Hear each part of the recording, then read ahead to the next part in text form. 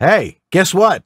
It's Monday night. And I'm freaking here right in the studio. Right here. It is so good to have you so close at hand to push all the little buttons and stuff like that. Break it too. Yeah, well, and if you broke it, you fix it. All righty. Well, tonight our guest is Harry Dunn on VoiceOver Body Shop. We're going to talk about promo.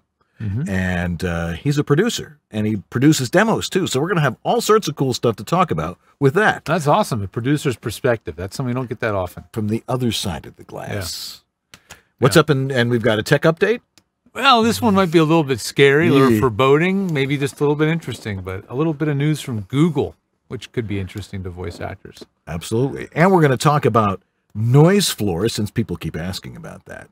And your questions to us and our guests. So stay tuned. VoiceOver Body Shop is coming right up.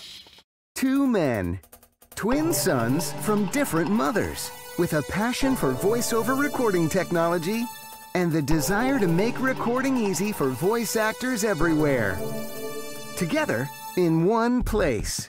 George Whittam, the home studio engineer to the stars, a Virginia Tech grad with an unmatched knowledge of all the latest gear and technology in voiceover today.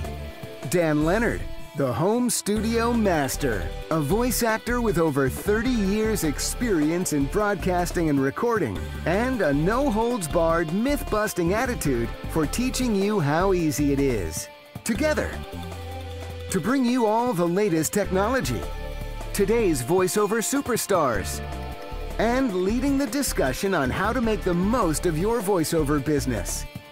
This is VoiceOver Body Shop. VoiceOver Body Shop is brought to you by VoiceOverEssentials.com, home of Harlan Hogan's signature products. Source Elements, remote connections made even easier. VO2GoGo.com, everything you need to be a successful voiceover artist. J. Michael Collins Demos, award-winning demo production. VoiceActorWebsites.com, where your voiceover website won't be a pain in the butt. And VoiceOver Extra, your daily resource for VO success. And now, live from their super secret multimedia studio in Sherman Oaks, California, here are George Whittam and Dan Leonard. Good evening. I'm Dan Leonard. And I'm George Whittam. And this is VoiceOver Body Shop. or VOBS. Wow, we got a crowd here tonight. We do. Good to see. Good to have people in here. You could be in here if you wanted to be here. Not a problem. Alrighty. Well, tonight, Harry Dunn is with us. That's right. Should be fascinating talking about promo. You know, it's kind of a narrow niche of voiceover, but it's a powerful and high-paying one. And he came here from Culver City by way of Burbank to get right to our studio. It took him like 2 hours to get here through that whole thing. So we really appreciate it. Yeah, so we're going to treat him like royalty. That's right. Unlike all our other guests. But anyway, we also have some tech stuff we're going to talk about because that's what the show's about. And we have our live studio audience tonight. So why don't we get the audience cam on there? No audience cam tonight? Didn't have time to set up the audience cam. It looks like 4 guys out there. There's 4 men with long, they're all wearing jeans, and their legs are crossed at the knees. Yes, yeah, because it's been cold here all week. I mean, it was cold and cloudy. It was, I was up in Monterey, California for my son's graduation. It was cold and cloudy. It was. It's not California. Where's the sun? I was in San Mateo, which is where the even airport farther is, north. Yeah, and it was like 55 and gloomy all afternoon. But yeah, it was fine weather for what we were doing. I was at Maker Faire. Yeah. Now, of course, we thought it was going to be cloudy for the graduation. So did I bring a hat? No. So the sea fog separates just long enough. And give you a head burn. And you can see the head's just a little redder than it was before. Fortunately, I had the program to put on my head. Man, it figures. Yeah, that was a big mistake. Always be ready. Yes. Anyway, it is May 21st, and now time for VoiceOver Body Shop presents the VOBS. VoiceOver Extra News. All the information you need for a successful voiceover career.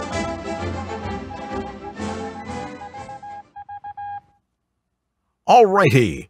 For May 21st, 2018, hashtag VoiceStrong. In the grand scheme of things, in the grand scheme of things. By the way, the name of our prompter is, what's it called again, Dan? Smart Prompt. Okay, in the grand scheme of the voiceover business, where exactly do you as a voice actor stand or sit? Yes, we're crucial to a project's success, but let's face it, we're a commodity in a competitive business. Enjoy the creative work, but probably always on the lookout for the next client, the next job. And we're continually whipsawed by technology that is upending how we get those clients and jobs and what they pay. Well, much has been said and written about the trend of declining pay and how to cope. Like, price your services as a business and reflect your true value. Is that influencing and helping you? A new movement called #VoiceStrong seeks to push this forward, to give voice talent to a better standing and get a better standing in this biz. Now, you know Eric Shepard, my agent, as a talent agent, a former voice actor and coach. And you may also know that he's also a founding member and president of the VO Agent Alliance, the VOAA, which Eric describes as an organization fighting for fairness and ethics in the voiceover industry. Eric tells us we're still under assault on many fronts, and talent are suffering as a consequence. Is that Eric? That's Man, what he sounds like. I'm so confused. Take a look and listen to Eric's new video about #VoiceStrong, and you can search for it now on YouTube. No, after the show. Or also catch it now on VoiceOver Extra, along with a Q&A with Eric about how you can get involved with this. Here are some highlights from that Q&A. First, what's the goal of #VoiceStrong, Eric? Well, it's about empowering people to make change. The end goal would be for so many to insist on fair treatment that it's once again normal for the majority of jobs that we see to be decent. All right. Who are the originators or organizers of this?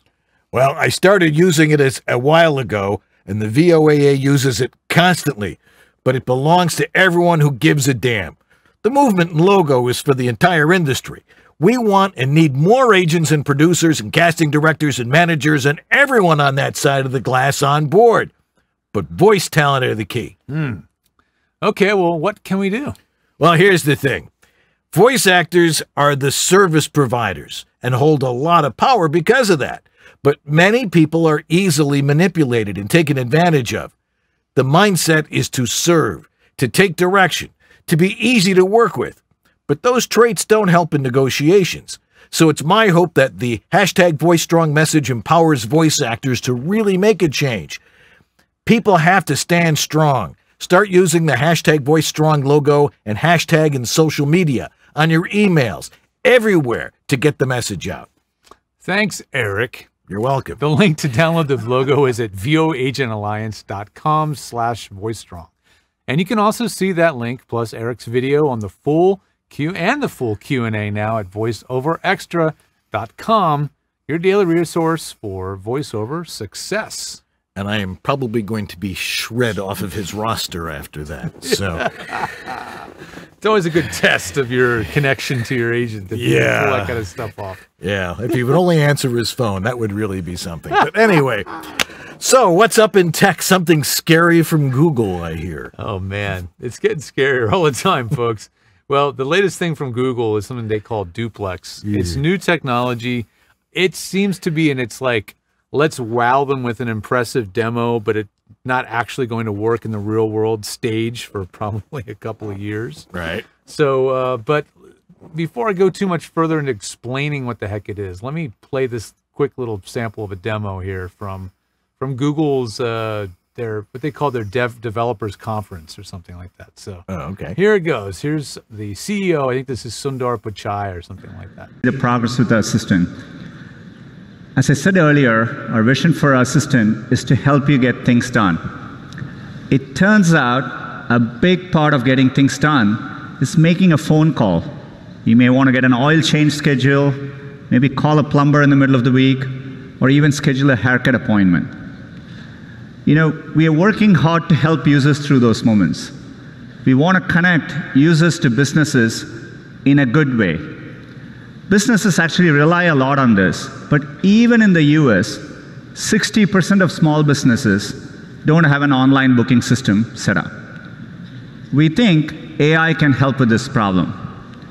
So let's go back to this example. Let's say you want to ask Google to make you a haircut appointment on Tuesday between 10 and noon. What happens is the Google Assistant makes the call seamlessly in the background for you. So what you're going to hear is the Google Assistant actually calling a real salon to schedule the appointment for you. Let's listen.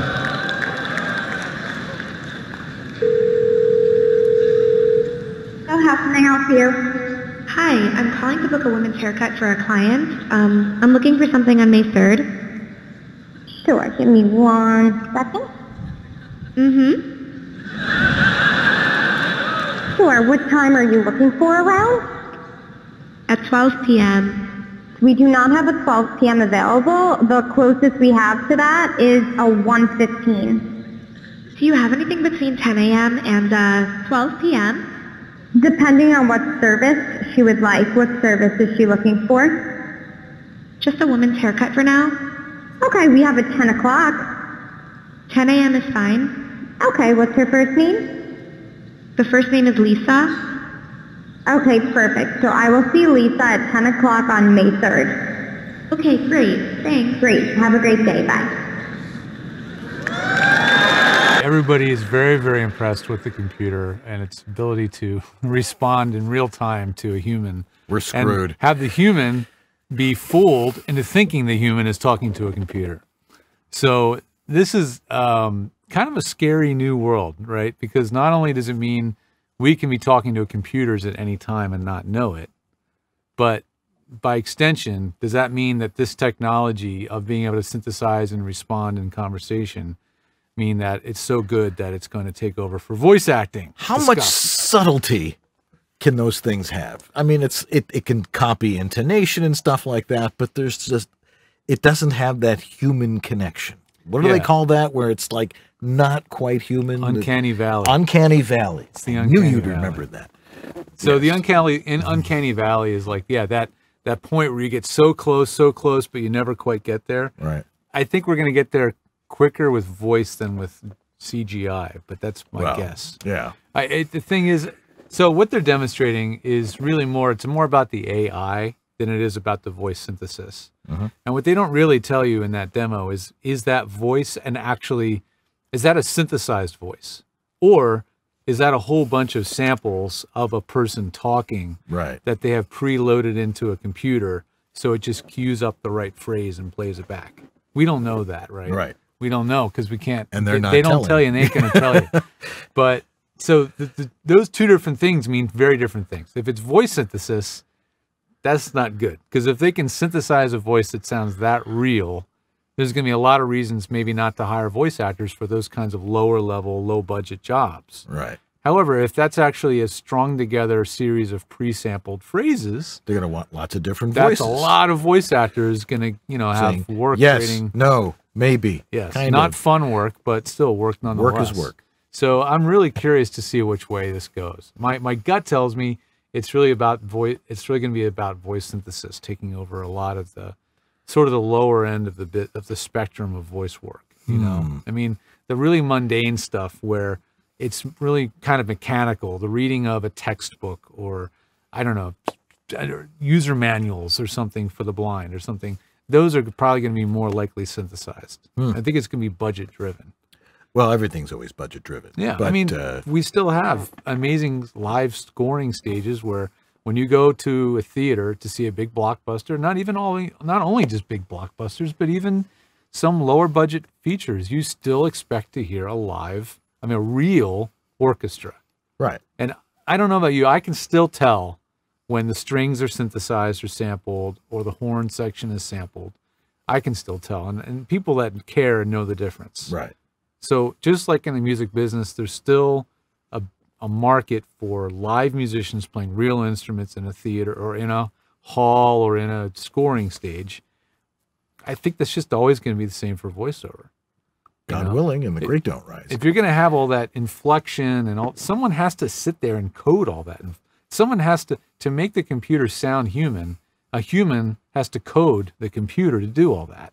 So it's extremely laborious. It's going to be a long time before that really takes over. Right. So the jobs are in programming.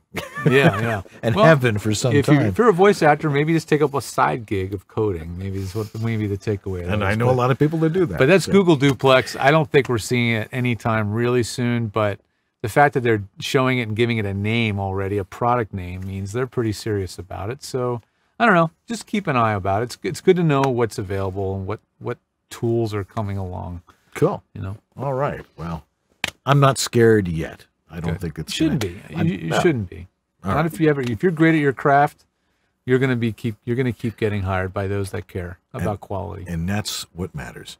All right. Well, we got lots more coming up. Harry Dunn is our guest in just a little bit, about 15 minutes. And we've got we got questions. We got stuff to talk about.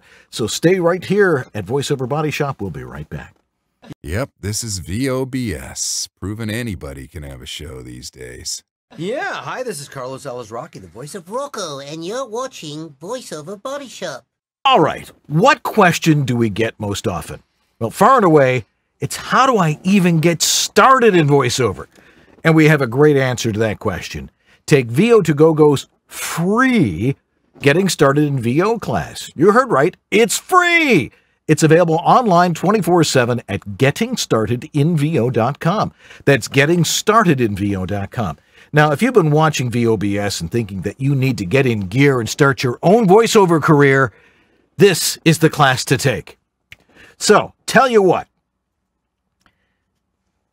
If you've been watching and you know that this is where you've got to start. This is where you got to start, right? Okay. So, you'll learn about the vocal skills you need, the storytelling skills you need, the equipment you need, and the business skills you need, all in one single comprehensive online class taught by VO2GoGo's David H. Lawrence, the 17th. Okay, well, now this class won the Backstage Reader's Choice Award 4 years in a row. And again, there's no charge. It's absolutely free. Want to take it? Of course you do. Go on over there right now. It's at gettingstartedinvo.com. That's gettingstartedinvo.com. As a voice talent, you have to have a website. But what a hassle getting someone to do it for you. And when they finally do, they break or don't look right on mobile devices. They're not built for marketing and SEO. They're expensive. You have limited or no control. And it takes forever to get one built and go live. So what's the best way to get you online in no time? Go to voiceactorwebsites.com. Like our name implies, voiceactorwebsites.com just does websites for voice actors. We believe in creating fast, mobile-friendly, responsive, highly functional designs that are easy to read and easy to use. You have full control. No need to hire someone every time you want to make a change. And our upfront pricing means you know exactly what your costs are ahead of time. You can get your voiceover website going for as little as $700. So if you want your voice actor website without the hassle of complexity and dealing with too many options, go to voiceactorwebsites.com, where your VO website shouldn't be a pain in the you-know-what.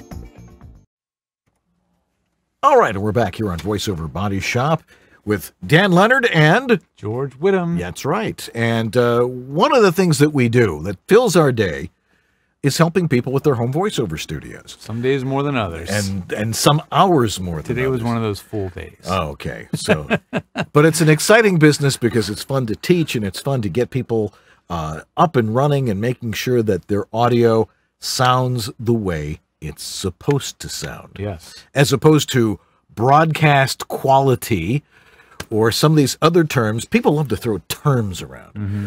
We take all those terms and we throw them in the garbage. And we talk about what it's really supposed to sound like and get you there in the easiest way. Yeah. And if they want to get some help from you, where do they go? You can go over to georgethetech.com, georgethetech.com. However you say, what is the proper way of saying the or the? Depends on the context, I guess. Well, in this context, we'll say georgethetech.com. Okay. That's where you can find me on the web. You can hire me by the minute, by the hour, or do flat rate services. Cool. Well, not quite the minute. All right. 15 minutes. Super. How about you, Dan? Well, where do they find you? If they want to find me, they may. They may find me. They may not, depending on what's going on. They may find me just grating and annoying. Yeah, they may, on occasion. But they can go to my website, which is homevoiceoverstudio.com, and you'll find all the things that I talk about and how I can help you and teach you how to record properly here in this amazing voiceover business. And you can drop off a specimen of your audio to see if you're doing it right. And if not, then we'll have to talk. That's right. So let's get to it, because we got a bunch of questions that came in. We do. You know what you ask and you shall receive. All right. Well, let's go to the first question then. We'll talk about the noise floor thing in the second part of this. Cool. All right. So the first question comes from Tim Ratledge. And he asks, what is your take on tube traps to absorb low frequencies? Thanks. Tube traps. So in a nutshell, a tube trap is a cylindrical tube-shaped thing, also known as a tube, or a cylinder, or that stands usually in corners, but you can create a wall with these things as well, but they're usually in corners, and it's designed to absorb and suck up low frequency. Right. My take on them. Well, I haven't used them that often. I think it's because, one, they're generally pretty expensive, and two, my understanding at least, is that they have to be tuned to a specific frequency. So they have to be made out of special materials, or they have to be adjusted or turned, or what? The ones that I'm aware of are just it's a cardboard, basically a cardboard tube. You wrap it in carpet so it looks nice, but it's cut to a specific length. Oh, so that the sound that it wants to absorb is resonating in there, and then it's filled with sound insulation. Right. I'm actually not an expert on tube traps, but to be honest, I'm not. But it's mainly because every time I've looked into them, I've just found them to be relatively complicated and expensive compared to just really simple things like bass traps. Tube traps are for specific frequencies, whereas you can get a big super chunk corner bass trap or foam bass traps that absorb the whole range of frequencies, that are full range. Right. And for voiceover, that's mostly really all you need, because you're trying to control the whole spectrum, not just bass. Right. And something like that is really for a big sound studio where you've got lots of different instruments and lots of different things going on, and they want to tune a specific part of the room. Yeah. And that's why they're expensive, because they go in expensive studios. Yeah. And so someone trying to adapt it, again, some musical type of device to voiceover isn't really necessary. Unless, of course, someone gives you some. Yeah, maybe that's why he's asking. If you stumbled on some, if you saw a studio going out of business or who knows what, and you got some to play with, do it up. Yeah, let us know what kind of experience you have with them. But I think Vicoustic makes a tunable one, where you actually can adjust the length of it and play with it, like a collapsible cup. Kind of, yeah. But again, Boy Scout camp. pretty pricey. So. Yeah. Anyway, that's that. Gerard McGuire says, setting levels in Twisted Wave for audiobooks. Audiobook narrations come with wide dynamics. Of course, if you're doing character voices. Right. But ACX demands a level of -3 to 23. -23. RMS, important detail. RMS, and a peak of -3. So should you aim for a minimal soft level of -23? Is there a downside of having levels between, say, -35 and -25, and then mastering to ACX specs? In other words, is there any critical loss of audio quality by amplifying a sound file? Well, no. No, there's not. So as long as you don't overmodulate it. Yeah. You're not a computer, and you're not going to record unless you have an unbelievable classical voice dynamic control, and you know how to read and maintain a specific volume average throughout the entire duration of a book. Like you just did? Kind of, I was trying to demonstrate that. Unless you're going to do that with your voice, everybody is going to require level control. That's what mastering is for. Its job is to correct for the fact that you are a human, you do have dynamic range in your voice, right, and that people are going to be listening to your beautiful dynamic range in horrible listening environments like subway trains, buses and stuff like that. And a pair of crappy headphones. Yeah, so they have to be able to hear the most quiet line and passage at an acceptable volume. You guys watch movies at night sometimes, right, with your spouse, and if someone has a hand on the remote because they're always, I can't hear the dialogue, and then they're turning it up and up. And then a up commercial and up comes on. And then, well, not even a commercial, just like there's a loud scene, and you're like, oh my God, it's too loud. Turn it down, turn it down. That's dynamic range. In films and theatrical stuff, we want that. We want that drama, that intense. but not in an audiobook. We want to compress it down and make it listenable in any environment. So the long answer is no. You can record at low levels, bring it up later in post. There will be no loss of quality. But not really low. I mean, you still have to have good modulation on there. Yeah. Record in 24-bit. Yeah. I have found that if you record in 24-bit, the dynamic range is preserved. You can record with levels peaking much, much lower than you do at 16-bit. We always say record with peaks at -6. But if you're recording in 24-bit, the equivalent is actually like recording at peaks of -50. I'm not saying you should do that. That would be annoying to edit. The waveform would be microscopic. It'd be stupid. But you can, the bottom line is if you record 24-bit, you can record with levels peaking at like -12, -10, no problem. No loss of quality or results. So. Now, this next question is rather entertaining. I need it. I need some entertainment. From Jackie Bale. She says, "Hi, guys. As summer approaches, a bunch of us ladies were discussing how to stay cool in the booth when it's sweltering. I suggested having George make a stack to high-pass filter out the AC noise. Well. Now, some suggested wearing wet clothing. Absolutely. Or nearly no clothing at all. Even better. No laughing at this serious question. Would anything that creates dampness be bad idea for microphones?" Yes. Somehow I think dousing yourself with water in your booth has a number of drawbacks. It does. Like moistening your copy. Right. Dripping on things. Yeah. It's generally, I mean, they make all kinds of like neck, there's like these scarves that you soak and then put in the cooling things. And they cool you for an hour. Right. Something like that would be okay because it's keeping that coolness in one specific area around the neck, you know, which is pretty effective. Right. And you might keep, like, maybe have 2 or 3 of them and you just rotate them throughout the day. Right. But if it gets too warm in your booth and you don't have ventilation, you take the knob of the door and you go like this a few times.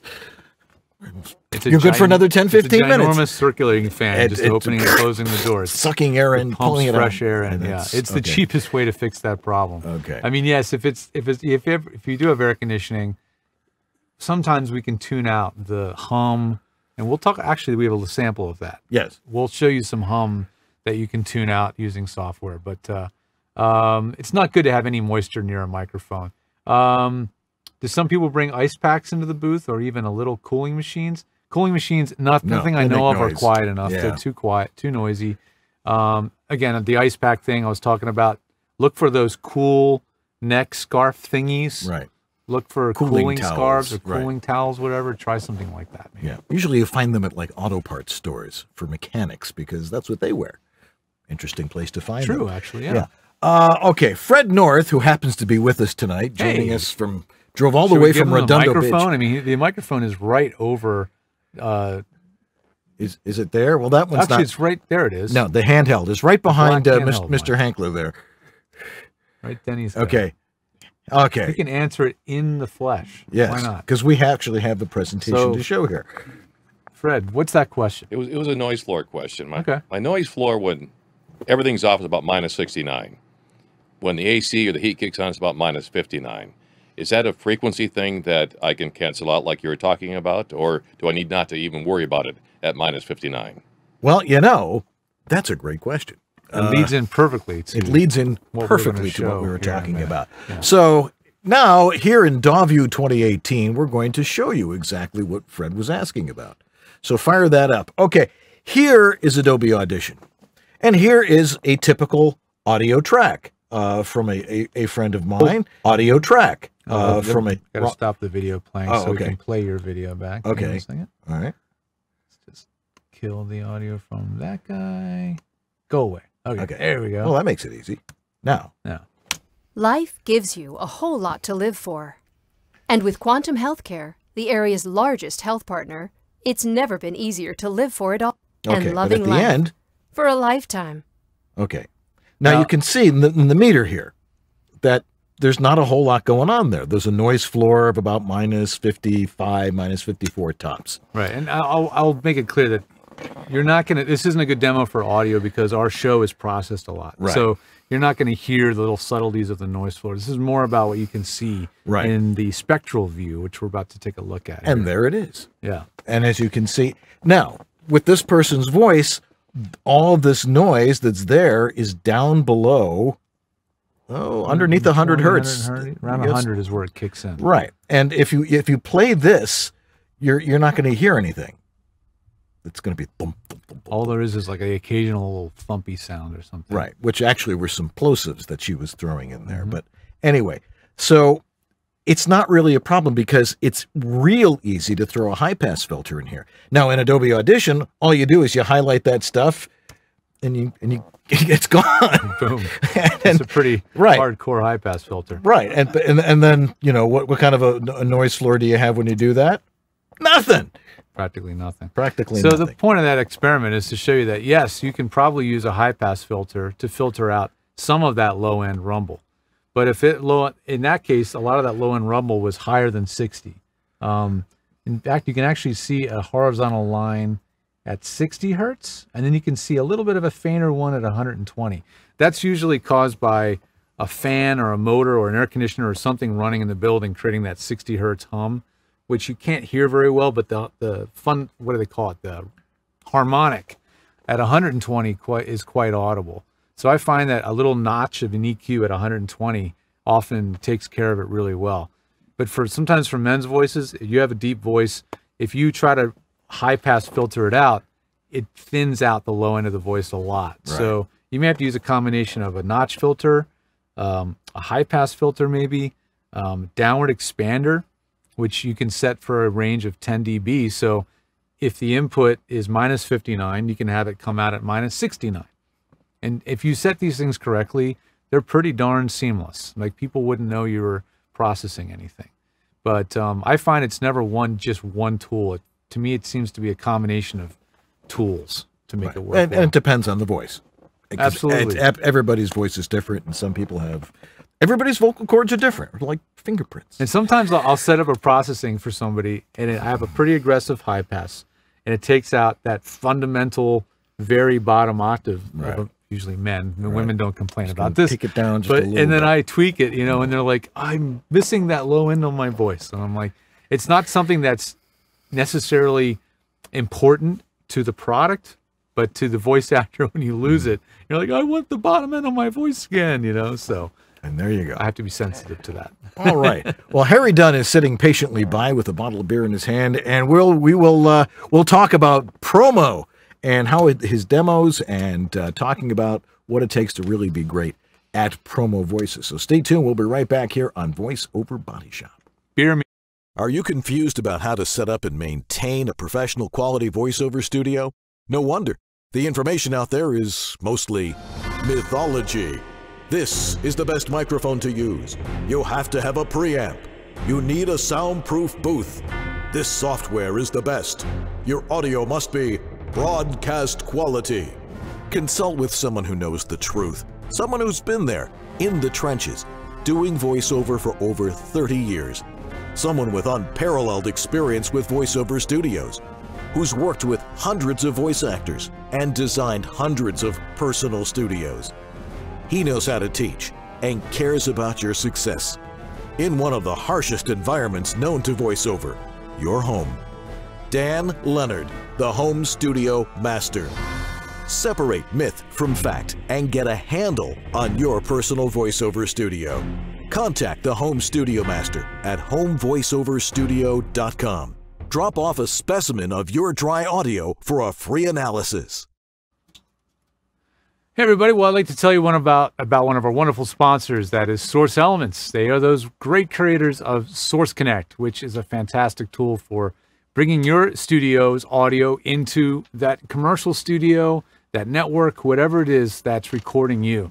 It's a tool you need to have in your toolbox these days to be competitive, to be able to work at a high level, to be able to work with those big studios around the world. Source Connect has to be in your arsenal, and it's not that expensive to do because you no longer have to buy it outright. You can actually now sort of rent it or use it, pay for it on a subscription basis. It's gotten a lot less expensive. It's probably cheaper than you think. If you want to go check it out, go to source-elements.com. Sign up for a 15-day free trial of Source Connect Standard.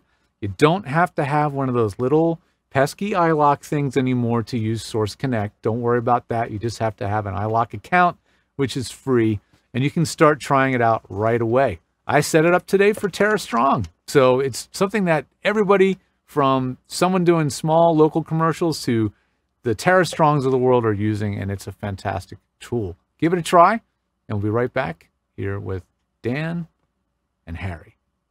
Yeah, hi, this is Carlos Alazraqui, the voice of Rocco, and you're watching VoiceOver Body Shop. Alrighty, Harry, working network promo producer, and teaches voiceover from the point of view of a promo producer, knowing the ins and outs of what works and what fails with self-directed auditions. As senior producer for network television, he's been in charge of promo campaigns for a multitude of shows. One of his jobs is to direct and discover voiceover talent. That's his point of view with his private coaching, the perspective of the on-air producer. And let's welcome to our show, Harry Dunn. Thank you very much. We got to get a band. You know, there's no question about it. We'll just stick them right over there. Okay, yeah. We'll stuff them in the closet. We'll play. I'm good right here. So thank you for having me on your show. I feel like I'm in an episode of Fight Club here, only instead of the Ed Norton, Brad Pitt split personality, we've got the Dan Leonard, Eric Shepard split personality. So I want you to feel comfortable to go from personality to personality, whatever your schizophrenic mind takes you to. I'm there for you all the way. I totally appreciate that. Okay. Yeah. I've got so many good stories about Eric too. Exactly. Anyway, so where are you from originally? I'm originally from Detroit, Michigan, the home of rock and roll, according to Bob Seger. So, and I was born and raised there. I went to University of Michigan for 2 years, and then I got accepted into the film school at USC, and I transferred out here and got my degree from there. And after I graduated, I worked for Roger Corman. I drove him around. Roger Corman had 3 cars. He had a Lotus, he had a Corvette, and he had a foreign town and country station wagon. And got to go to the beach in something. And the 2 cars would always be in the shop, and I always would drive him around in his foreign town and country station wagon. That was my first job out of college. Okay. So, and then I went to work for a place called Cannon Films, which back in the day were the king of the B-movie filmmakers. Okay, they did just all the Chuck Norris missing in action movies and all that stuff, and that is where I became a trailer editor. The first time I ever cut film on a Steenbeck back in the day, and that's where my first experience with voiceover, because there was 2 guys we'd hire for every trailer. It was either Don LaFontaine or Mark Elliott, and they both would come in. And there I was, a 23-year-old guy directing Don LaFontaine, asking him for an insurance take. And what look did he give you? And then he read the exact same way, and I went, perfect. Thanks, Don. So, and then, throughout the course of my career, I finally decided to go into network promo, and I've been working in it since probably the year 2000. And right now I'm a senior producer at one of our wonderful networks, just doing shows and promoting shows and cutting the promos and writing the promos and, yes, directing the voiceover for the promos. So that's why I got into the coaching business. Is just, there's a point of view that I think gets missed when in certain lessons. There's value to a talent teaching it because they have the experience of doing it. But what you really don't know is, when you make your audition, what gets heard? What are the people on my end of the wall listening to? What are the ins and outs? What are the pitfalls that cost you your job? And that's what I teach. How to not get nexted. That's my expression. And nexted means you're listening to 60 auditions and 8 words into one you hate and you go next. So the trick is how to not get nexted. Okay, that's what I teach. How's that for technical know-how? I'm going to make a note of that. That's pretty I like good. that. Yeah.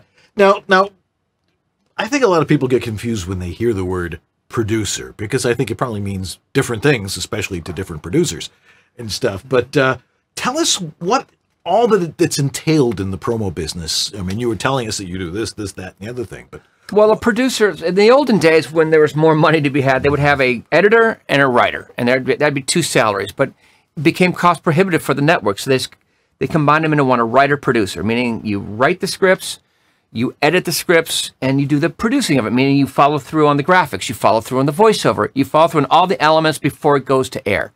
You supervise all the elements as they happen. So that's why the word producer. So you work with the staff, or you're doing it all by yourself? I'm doing it all by myself. There's Really? 10 of us over, and we all do the same thing, and we each have different shows. My show this year was something called Jane the Virgin. I worked on all 22 of those promos, and it was great. It's a wonderful show, beautifully written, and I enjoyed it very much. Our good friend Anthony Mendez is on that. Anthony God, Mendez, what a I have great directed him voice. on many projects for Jane the Virgin, including an upfront and a sizzle reel and a Station Summit piece, and we even brought him in for 2 of the promos for this past season, so he's been quite an asset. And I think now we're going to have to make you describe or define what all of those jargons you just threw out. Yeah, I was going to say. There's a few of us that don't know what all that stuff Yeah, means. I can't even remember what some of them were. Okay. An upfront. An upfront. An upfront just happened last Thursday, and what happens is every network goes to New York to announce their fall lineup. What are the new shows? What are the returning shows? And the people in attendance are the media buyers and the ad executives. And the point of it is the president of a network will go there and they'll announce all the shows.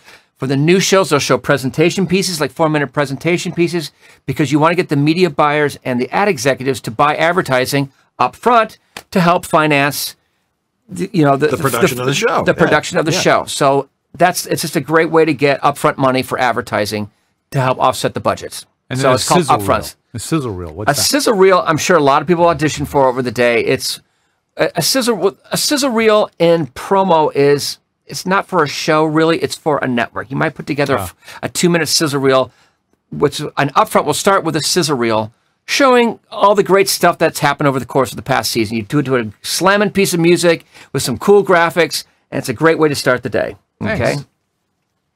All righty. We had Dan Nuttreb on last week. Did I pronounce that right? Pretty darn good. Okay, good. And he gave us a lot on how he works.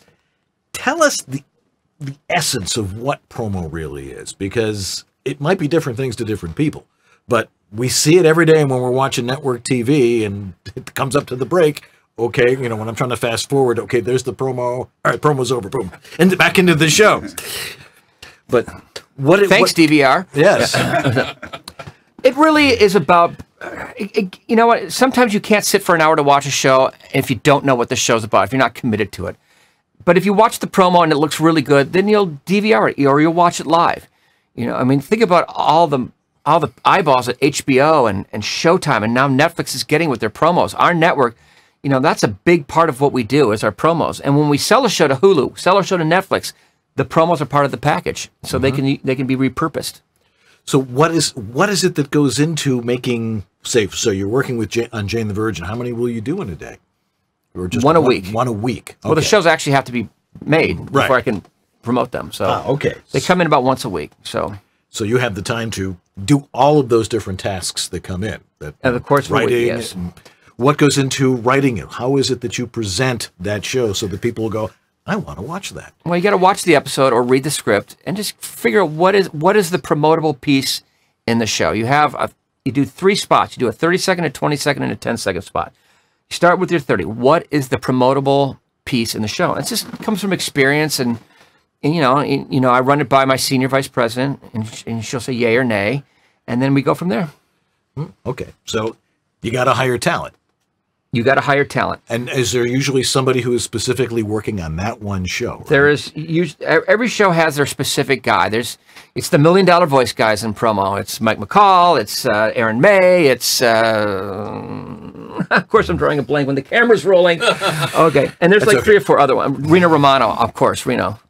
So the hard part about breaking the promo is the executives are comfortable with the voices they're used to, and they like to retain them. But every now and then, someone comes along out of the blue and lands a show. So it's not an impossible task. So I encourage you to stay with it because, listen, when you get a job on a promo, it's $240 for the body, $93, I think, for the tags. There's usually 3 tags. You're doing a 30, a 20, to 10. Do all the math on that, and you're in and out in 15 minutes. Okay, that sounds like nice work if you can get it. Right. Very you get some of these guys that do 20 of these a day, and you understand why they're like own yachts. Yeah. So which is like taking a lot of money and throwing it in the water. But what would Eric Shepard say about that? It's like throwing money in the water. pretty much. Why would you want to do that? That's why he lives in Texas now. Anyway, so why is it that so few people are in that earning caliber? I mean, it seems that there is just a small cadre of people that are really succeeding in this business because it's hard to break in, as you were saying. I just think it's what the good Lord gave them. They gave them a voice that cuts like a ginsu. It cuts. Remember, when a promo has, music and sound design behind it, and if your voice just has to cut through, if you think about a guy like Mike, who we use on Jane the Virgin, Mike, I mean, his voice, I tell him that in sessions, your voice is like a ginsu. It just cuts beautifully through, and it's and that's why. So, but there's also a lot of production that goes with it. So you're taking somebody's voice, there's music underneath it, you've got action sequences going through it, but it's got to be able to float on top of that, and it's got to be able to cut through all the audio design. That's what I like to say. All right. And probably George would say that too. That was definitely something that was unique about, bringing up Don. Yeah. That's something that was unique about his voice. Oh, he cut through. It was deep. That's a but ginsu. It also cut. Yeah. Really That's well. it. It just was like that. Yeah. And you could put any mic on his voice. It didn't matter. In the couple years I worked with him, people sent him mics all the time because it was done. They would send him whatever. I mean, it didn't matter what he used. I can hear a difference in mics now. I just want everybody to use a Sennheiser 416. That to me is the cleanest sound. Yeah, I'm into the business. Yeah. Sorry if Sennheiser is not a sponsor. We're working on it. This is a pervasive promo mic. It's in almost every working studio in Hollywood. I can hear the difference now. Yeah. There's that one mic that looks like what Jerry Lee Lewis used to sing into, which looks like a box right here, and I can hear that mic. Yeah. I don't know what it's called. Yeah. I'm not a techno whiz. I'm not George. Yeah. That one there. Yeah, those. The MI 117, I think is what that was. Why they gave it that name, I'm not quite sure. But so if someone has that God-given talent, what if you're trying to learn how to do that kind of stuff? Are you going to look at someone and go, this is not a voice that's ever going to work in this sort of thing? Or is it something that can really be learned? Or is there a trend for more unique voices that might actually sound aren't deep voices? And female voices are starting to become very prevalent too. It's funny that the trend now, it seems to be towards what everyone's called the conversational read. Right. And and it's funny because Don's name comes up all the time. They just want people to be more relaxed in their reads. It's just I think the best of them all is Reno. He sounds wonderful in that conversational place. Yeah. Give us an example of some of the shows that he does. We hear him all over NBC. On our show, he does a show called Crazy Ex-Girlfriend, and I just love working with him. And he's just such a nice gentleman too. He just, if you ask him, hey, could you voice something for my kids' soccer team, whatever, he's glad to do it. He's just, which I would say to all voiceover talent, if a producer asks you to do a favor for their kids' whatever team, do it. Boys, it just puts you in good graces, and it's just smart. It's just a smart way to go. But I think everybody knows that. All right. Now you're teaching this. You're coaching people and producing demos for people because you want to make sure that only the best get in there and that people are doing things the way you want. You say you have a unique and specific approach in helping voiceover talent improve their promo skills. What is that? Well, it goes in with the lessons. It's about really understand. I believe that that reads have to pop. Okay, and all the answers lie on the page for how to approach an audition. What are you going to do with your adjectives? Is there a dramatic mislead at the top that you can take advantage of?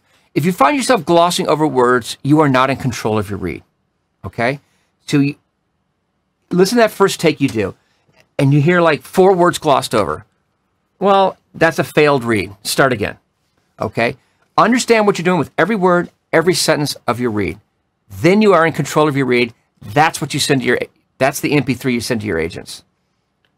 Mm-hmm. All right. So you're not glossing over it, but what is the approach that you need to take when you see that first sentence there? You've got to be able to grab people's attention with that first sentence. Well, that's what the lessons are about. And it's it's hard to answer that question in a vacuum because it really is script dependent. Mm-hmm. But through the course of working with me, I give you all different kinds of scripts, comedies, dramas, understated, overstated, how to handle announcery things, which don't come along that often, but you need to know how to do them, how to do dude speak, how to do light romantic comedies, what's a bar fight read? That's a big part of what I teach.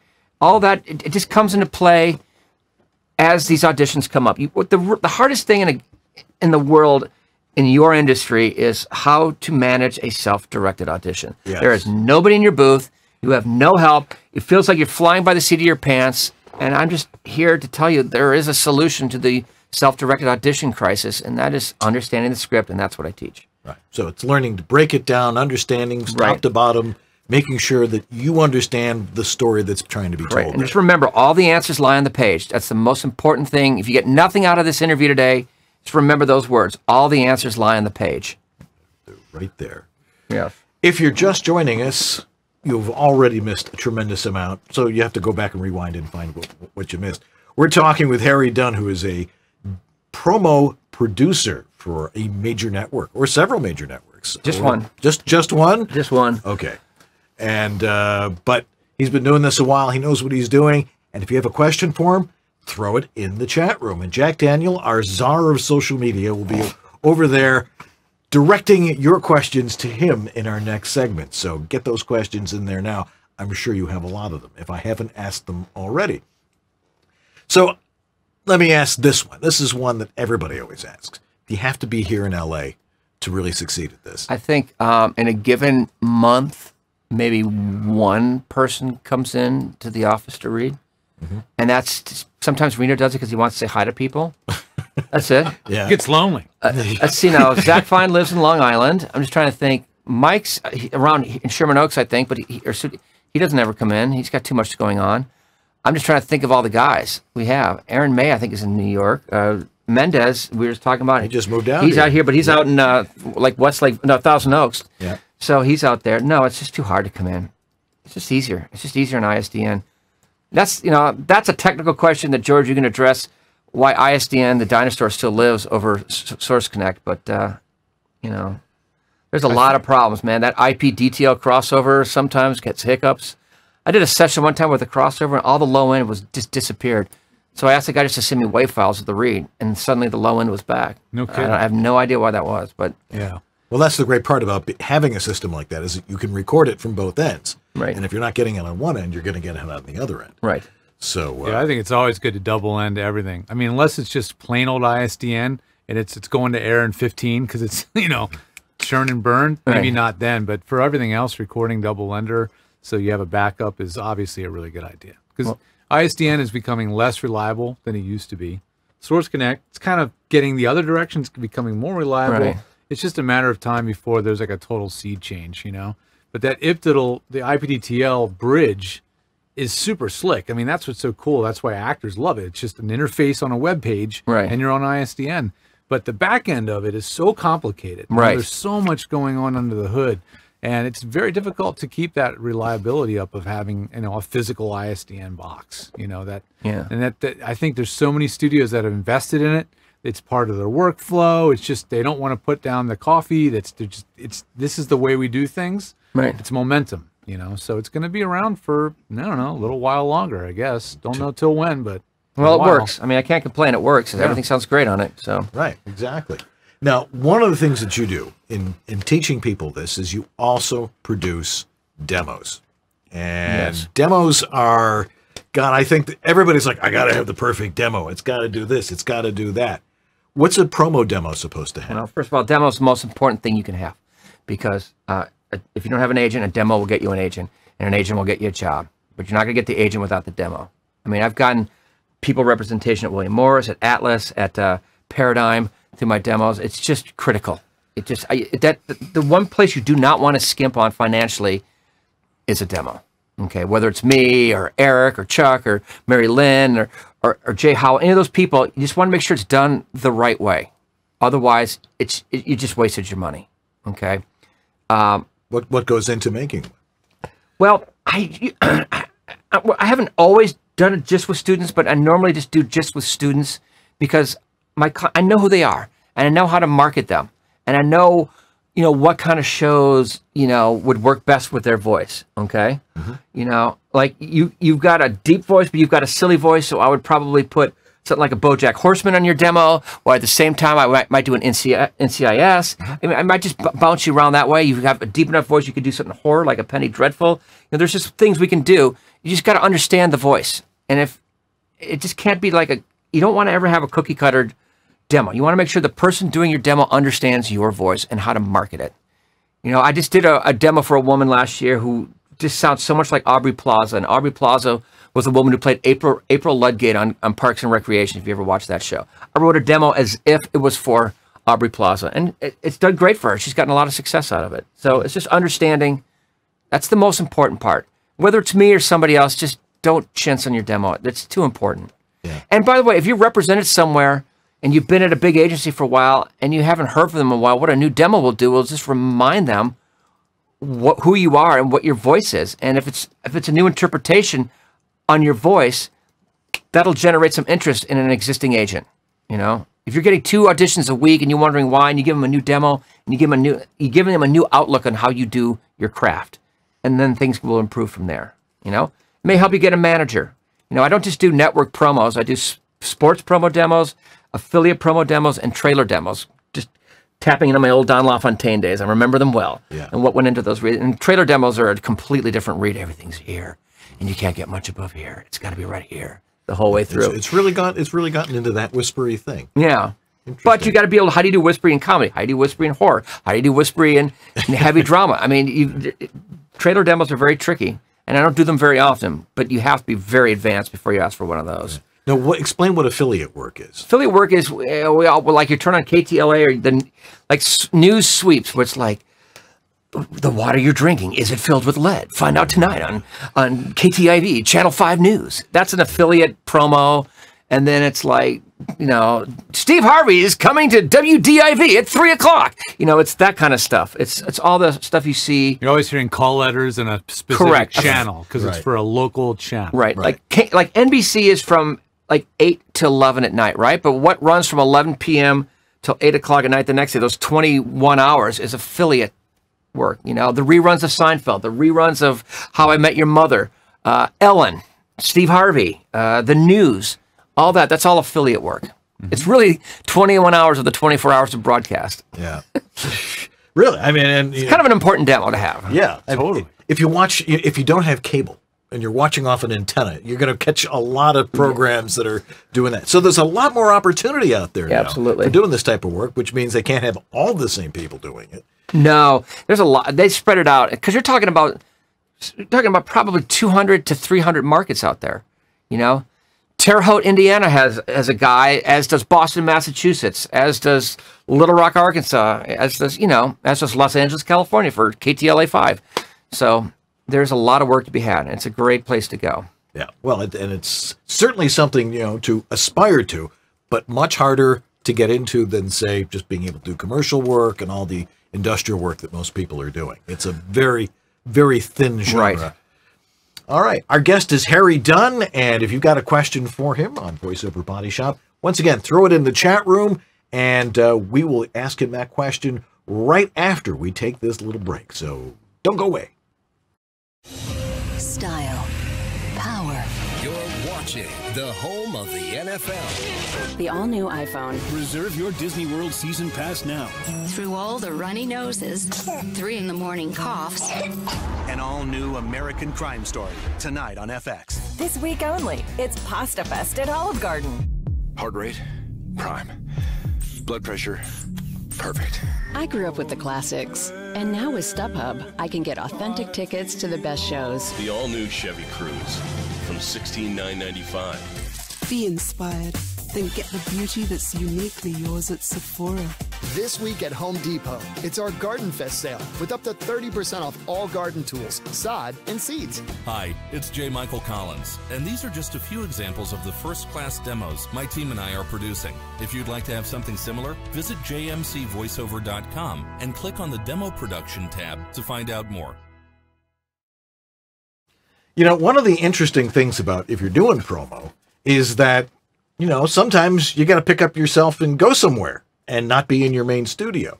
A lot of people ask about how do you record on the road. Now, I'm doing a webinar on it later this month. It's going to be great, talking about how, you know, what you do in a hotel room.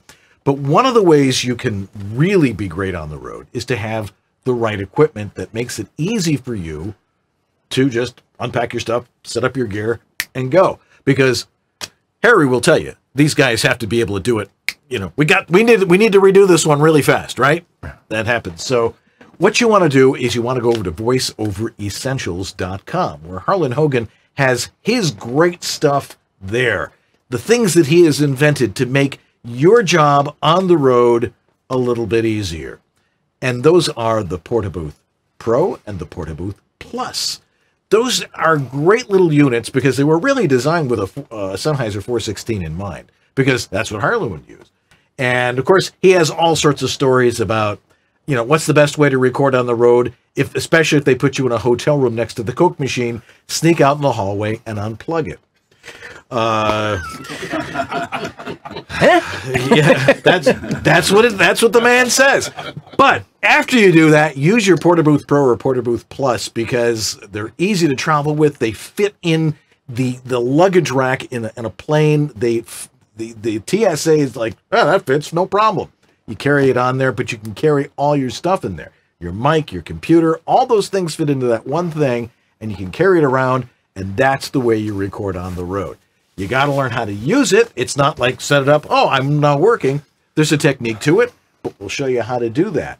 But if you want one, if you want a Portabooth Pro or a Portabooth Plus, along with all sorts of other great gear that Harlan has over at voiceoveressentials.com, that's where you go, voiceoveressentials.com. Best way to get there really is to go to the bottom of our page, look at that picture of Harlan talking into a Portabooth Pro. You'll tell it's the guy with the really nice wavy gray hair from behind. And he's got his headphones on and he's talking into one of his Portabooth Pros. Click on that. It'll take you right there. And you will see the multitude of things that Harlan has for sale at voiceoveressentials.com. So go over there right now, or after the show, or right now, or while you're watching the show, and buy everything he has there, especially a Portabooth Pro or a Portabooth Plus, and anything else that he has there, like the Signature Series headphones, or the VO1A microphone, or all the other things that he has to make your life in your booth more tolerable. So go over on there right now. And thanks, Harlan, for being our sponsor for 7 years. What are you thinking? All right, we'll be right back with Harry Dunn in just a minute. Harry, aside from Reno, who's good at everything? Who do you? All right. And as Harry Dunn reads the questions in advance to make sure he knows exactly what to say, let's go to some of our audience questions here. For example, Jim Edgar asks, do you tend to book promo actors for the full run of shows or more broadly by genre? For example, comedy versus true crime. In other words, more shows, more opportunities, or cast by type? We will book one voiceover talent for a particular show. There's not multiple voiceover guys, and it's basically who sounds right. Comedy voices sound different than the really good drama voices, and especially with superhero shows, we've got to get that deep voice. Right. You want one of those guys. So I think hopefully that answers the question. All right. Well, it certainly does. And, if you want to follow up on that question, make sure you ask that one. Mr. Whittam. All right. This one's from Maurice A. Scott, and he asks, do you receive residuals for promos also? I'm not in the payroll department, but I'm fairly certain that on reruns you get paid again. Yes, you get paid. Yeah, but how often does a promo get rerun? Sure, I mean, it's a summer short, reruns. Yeah. Oh, okay. Summer reruns. It'll get I had a friend. I knew a guy that worked on a promo for a network. He goes, I just got paid, and I don't know why I got paid. I go, well, I don't know. Did it rerun? Whatever it was you voiced. And he goes, oh yeah, it's rerunning this week, and he just got money magically appeared. So yes, you do get residuals. All right. Bingo. No, I'm just glad to hear that. Yeah, really. Dan, this is from Deirdre. Deirdre Holly asks, if the read trend is conversational, often words are glossed over in natural conversation. Where do you find the balance? It's just, the best I can do is act it out for you. The last question was, where do you find the balance? Here's an example of it glossed over. Where do you find the balance? Here's where you lift some of those. Where do you find the balance? Right there, I stayed conversational, but I gave you lifts on certain words. Okay, you can still be conversational and still hit your adjectives, still hit your dismouth, which is the last word of a sentence. You don't have to gloss over because it's conversational. Good to know. So, if you're someone's in the booth and you're working with them, and as you said, you're mostly working remotely with them, right? You're talking over ISDN or something. You can say, Give me another one of those. How many takes usually does it take for someone to get it? Or... Oh, you know what? There's not a lot of time. You know, eight minutes usually covers a session. Wow. A guy like Mike, he's in and out in 10 minutes. Maybe it depends how many scripts we have to do. But I always ask for, I'm really big on adjectives. They're written for a reason, so perform them for a reason, you know? You know, if we're talking about dire consequences, dire is an adjective. Would you go, it's a person with, it's a situation with dire consequences. No, you go with dire consequences. Take advantage of what the adjective means and kind of act it out a little bit. That's just a little thing we do in my lessons. Talk about adjectives and figure out what the retail is, meaning what is drawing the viewer to our network. Day, date, time, network, name of show, so on and so forth. There's a bunch of retail that's in scripts that needs to be inflected. Okay? Mm-hmm. All right. All right. So sometimes we refer to some voice actors as voice over actors. There's a subtlety to promo that we all hear that, you know, as you're saying, these guys have great voices, but they also can just make it happen. That they You mean the guys who go voiceover 101. We don't hire those people. Okay, good to know. Jack Daniel has a question, and he gets to ask it himself. Hi, Harry. Hey, aside from Reno, who's good at everything? Who do you like as an exemplar of the whisper read you were talking about earlier, for whatever genre, horror or something like that? And maybe this bar fight read you were talking about, who's a good exemplar of that? Okay, just using people that work in our network. I'm really a huge fan of Mike McCall. I bring up his name again. I just did a promotional campaign for a really touching show about people who are facing terminal illness and they're granted like a wish in life. And I had Mike voice it, and Mike just went to this really lovely place right around here. I'm a terrible voiceover. Those who can't teach. Okay. But he's got to this really lovely place, and it's just like, he's like a one-take guy with that stuff. And so that's an example of what he can do. A bar fight read is when you're doing our superhero shows, you know, Arrow, all new. No, I can't do the voice. But Arrow, all new. Yeah, that's a bar fight read is something I teach in class to prevent people from overacting. And I say, this is the situation. There's two guys in a bar. One guy is about 6'4", 225. He's pretty ripped. He used to be a Navy SEAL. The other guy is about 5'9", 60 pounds overweight, and he's sloppy drunk. So the sloppy drunk guy goes up to the ex-SEAL and wants to pick a fight. Now, the SEAL knows who's going to win that fight. Everybody surrounding them in the bar knows who's going to win that fight. The only one who doesn't know how he's going to win that fight is the dumb drunk guy who's starting the fight in the first place. So the question is, does the SEAL have to yell, "Dude, I'm going to mess you up"?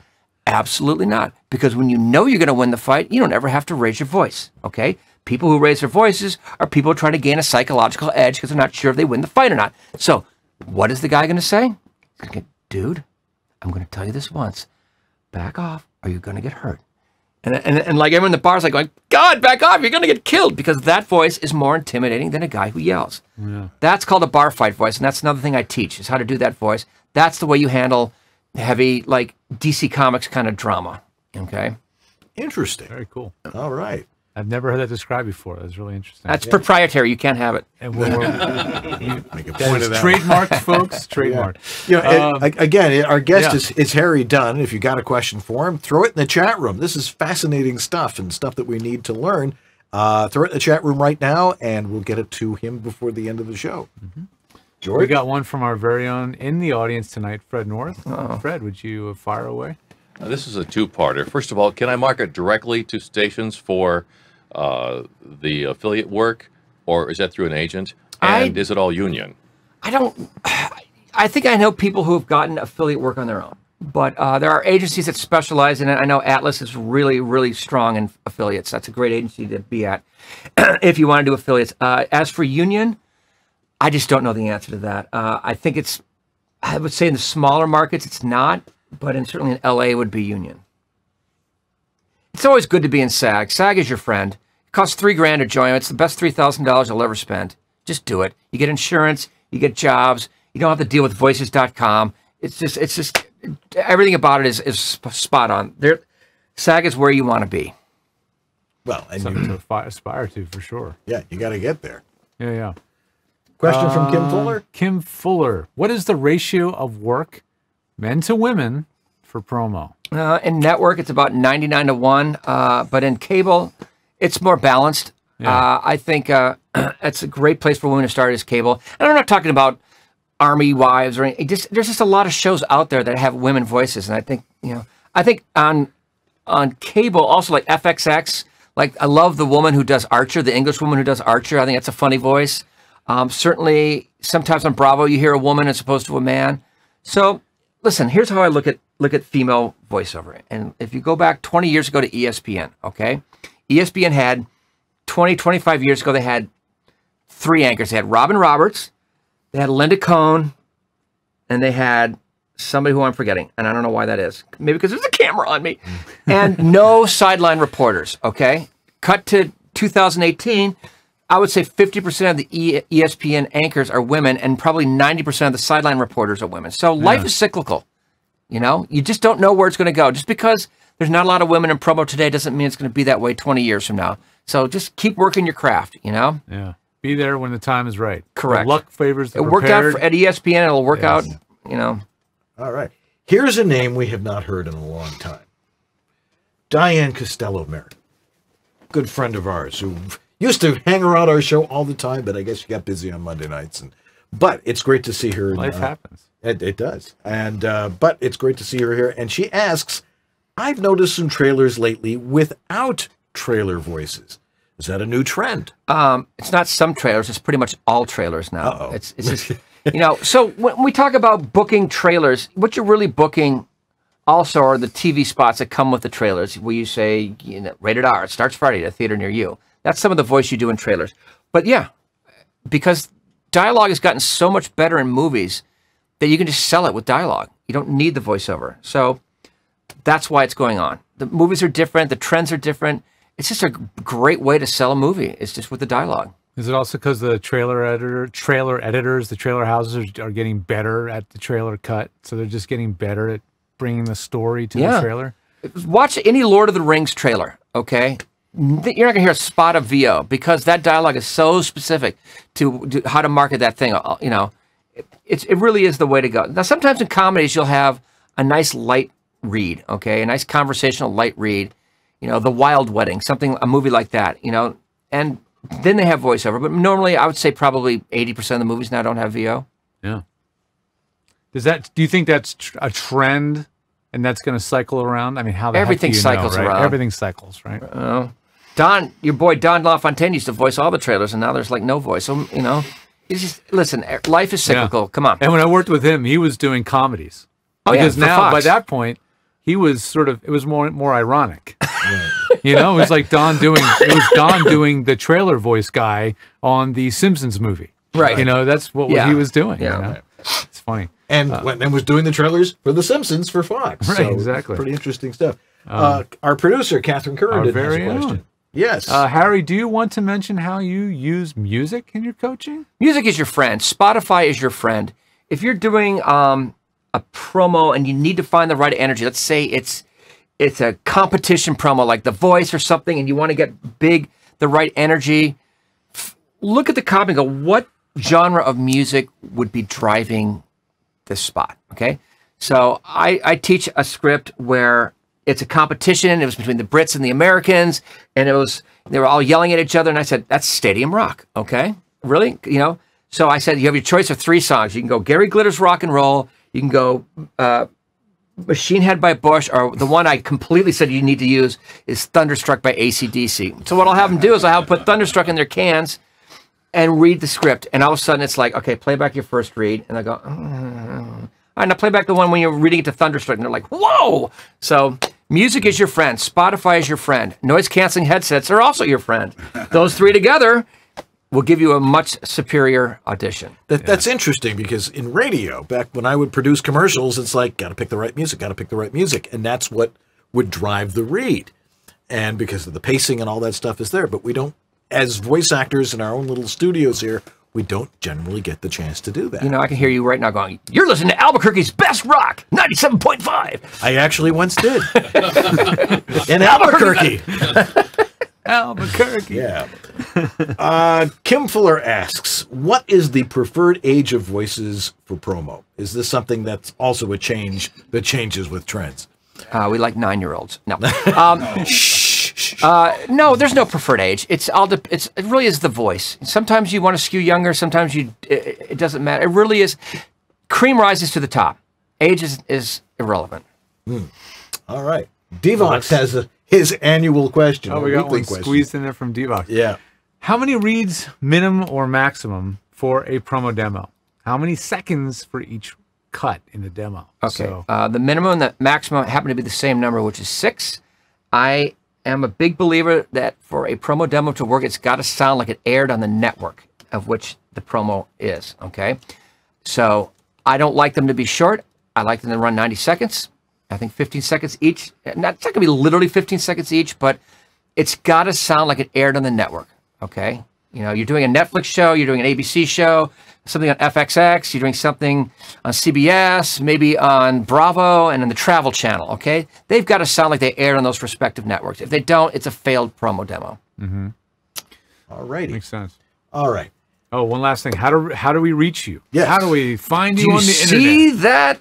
All right. There it is, right Harry there. at dunnpromo.com. Harry at dunnpromo.com is how you get a hold of me. And please do. And if you go to that website, which is dunnpromo.com, it'll also give you a link to the how to contact me via email. And hit me up, because I love getting emails, because I'm not particularly popular. And when I get them, it makes me feel warm and fuzzy inside. Especially when they write your name on it, which is makes it even better. Hello, Harry. Except for the fact when it's like dear and the rest of it, and Harry Dunn's in a different font. That worries me sometimes.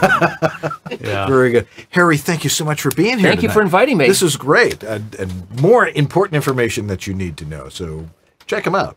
All right. We'll be right back and wrap things up into a nice, tight little ball right after this. Your dynamic voiceover career requires extra resources to keep moving ahead. Now there's one place where you can explore everything the voiceover industry has to offer. That place is voiceoverextra.com. Whether you're just exploring a voiceover career or a seasoned veteran ready to reach that next professional level, stay in touch with market trends, coaching, products and services while avoiding scams and other pitfalls. VoiceOver Extra has hundreds of articles, free resources and training that will save you time and help you succeed. Learn from the most respected talents, coaches, and industry insiders when you join the online sessions, bringing you the most current information on topics like audiobooks, auditioning, casting, home studio setup and equipment, marketing, performance techniques, and much more. It's time to hit your one-stop daily resource for voiceover success. Sign up for a free subscription to newsletters and reports and get 14 bonus reports on how to ace the voiceover audition. It's all here at voiceoverextra.com. That's voiceoverextra.com.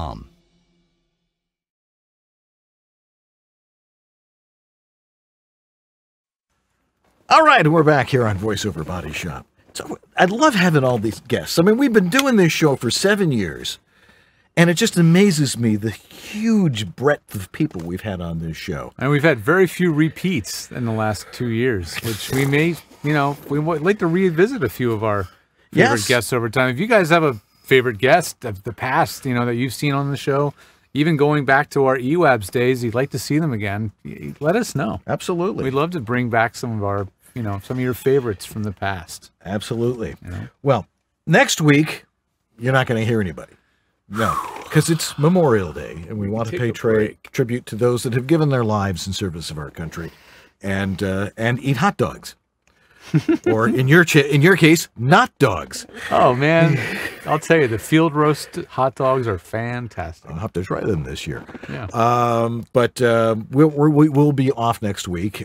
But one, because we deserve it, because we do this show every week. But on June 4th, we will return.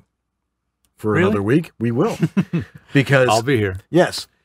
We will be joined live from Scotland by Philip Banks. Like live? Live. He does know what time the show is on, doesn't he? I don't think the man sleeps. Oh, man. Yeah. That's cool, though. Yeah. Oh, man, that's awesome. A very outspoken member of the voiceover community. Absolutely. He used to have some major rants over on the VOBB. VOBB. That's how I got to know him, on the vo-bb.com. Yeah. Has an opinion about stuff, so it's going to be worth listening in when he talks to us. Let's just be clear, an earned opinion. Oh, the guy's a pro. What can I say? Total pro. He's been at this a long time. Yeah.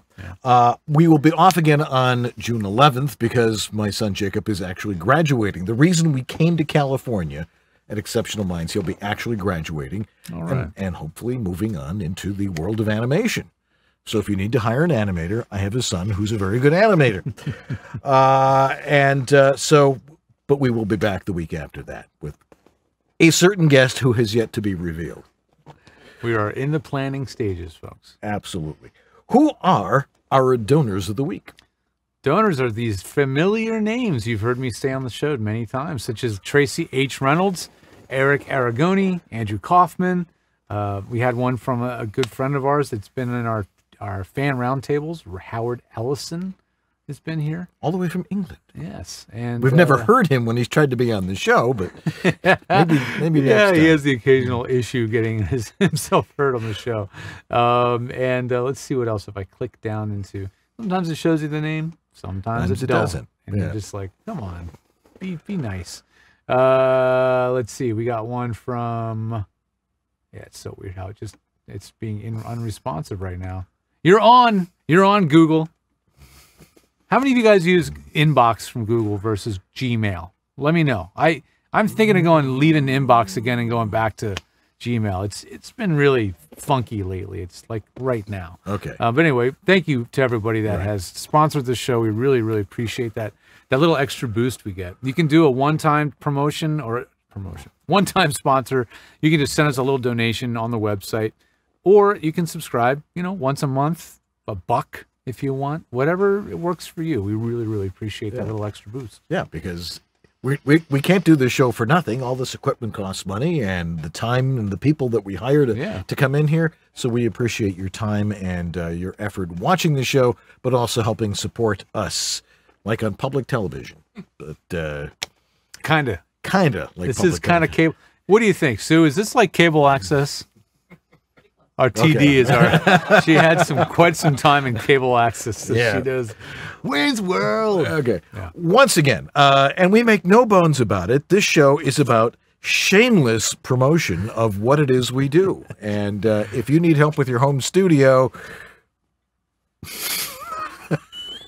who goes first? Oh, man. No, not Harry Dunn. Age Before Beauty. Hey, GeorgeTheTech.com is where you find my brand of tech support. And Dan, where do they find you? They will find me not at DunnPromo.com. They will find me at HomeStudioMaster.com and drop off a specimen of your audio, and we'll give it a listen. And if you need some help, we'll talk.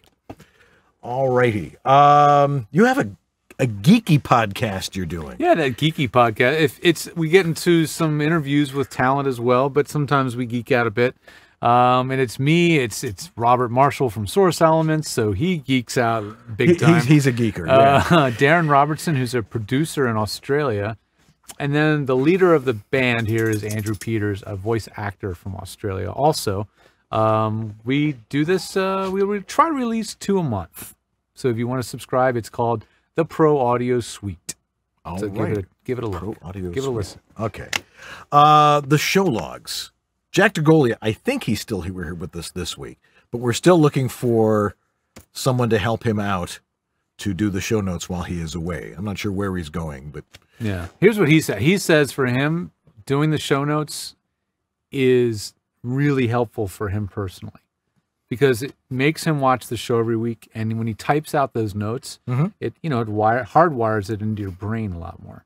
So he's probably getting more out of the show because he's doing that. So if you think that would be useful to you, it might be something worth giving a shot, and give us a hand. We'd appreciate it. It is a voluntary position. Right.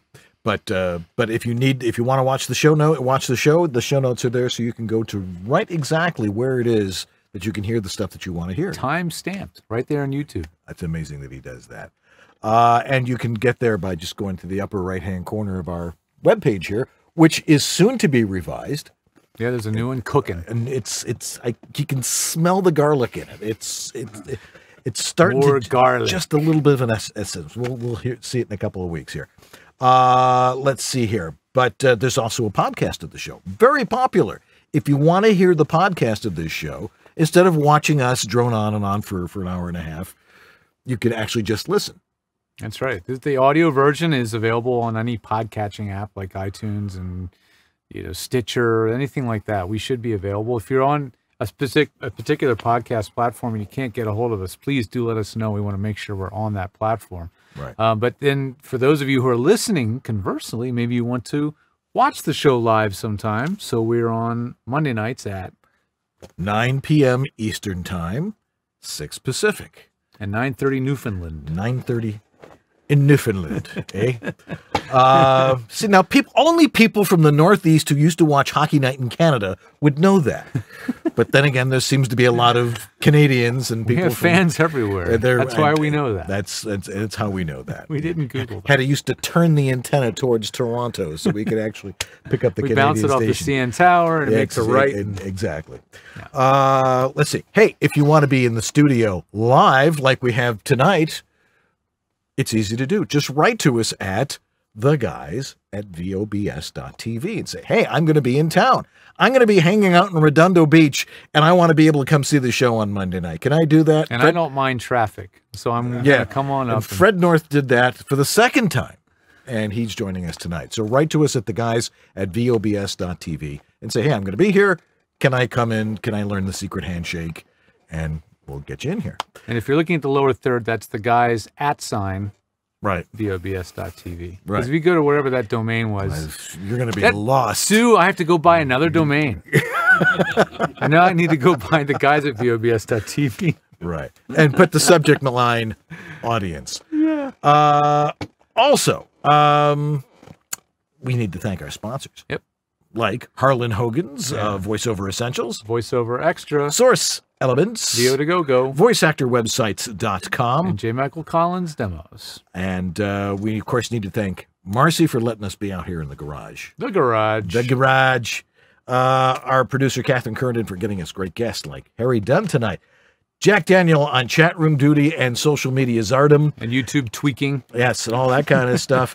Our floor producer, technical director, and chief spelling officer, Sue Merlino. Doing a great job tonight. Of course, Jack DeGolia for the show notes, and Lee Penny simply for being Lee Penny. And I must also mention, I have to congratulate my son Lewis for graduating with his master's degree on Saturday. Congratulations, Lewis. And it's Jacob's 21st birthday today. Holy Would you like me cow. to take you out for a drink? I don't think so. What a modern son he is. It's like it's a dream come true. He doesn't want to drive or drink. Yes. You're such a lucky guy. I really is going to save us so much in the long run. Yes, he is. So anyway, we know this is not a hard. This is a very tough business. It's very competitive. Harry was explaining it to us tonight. The way you're going to get better at it is information. We're here to help you, especially with your home voiceover studios, but also bringing you great guests. So tune in here almost every Monday night for VoiceOver Body Shop, and we'll bring those people to you. That's going to do it for us tonight. I'm Dan Leonard. And I'm George Whittam. And this is VoiceOver Body Shop. or VOBS. Yeah. Have a great night, everybody. We'll see you next Monday night.